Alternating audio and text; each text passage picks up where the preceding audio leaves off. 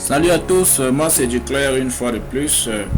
Aujourd'hui nous allons voir ensemble comment envoyer n'est-ce pas des fichiers qui pèsent en plus de 25 mégas par email.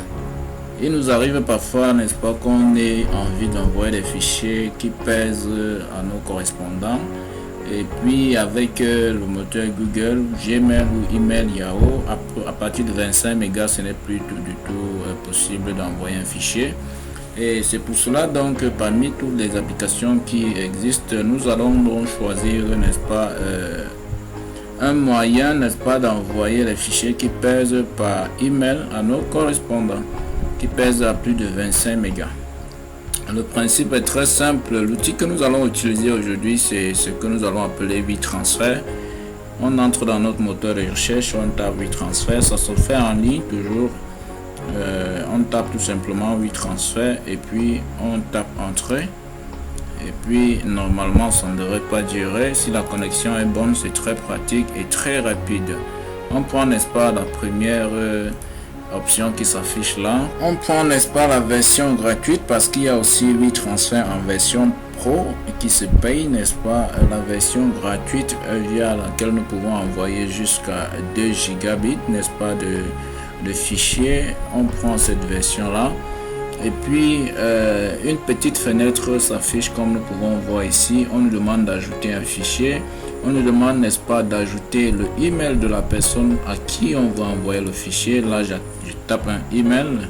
Une fois que nous avons entré le email, nous pouvons aussi n'est-ce pas aller appeler le fichier que nous voulons envoyer de notre machine, de l'emplacement n'est-ce pas que nous voulons dans notre machine. On ouvre notre machine par là et puis on peut sélectionner tout simplement le fichier que nous voulons envoyer.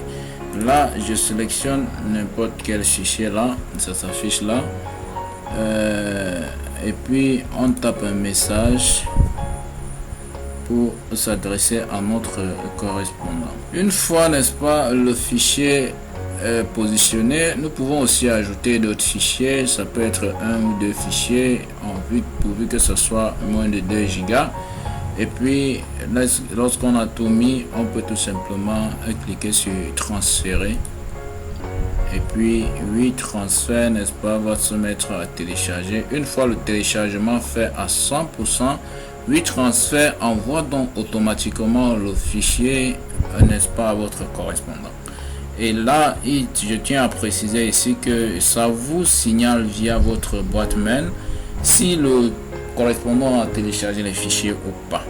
Et puis par la version WeTransfer gratuit, le fichier que nous envoyons peut rester n'est-ce pas dans la base de données pendant 5 jours. Donc au-delà de 5 jours, si votre correspondant n'a pas téléchargé le fichier, cela va s'effacer tout simplement.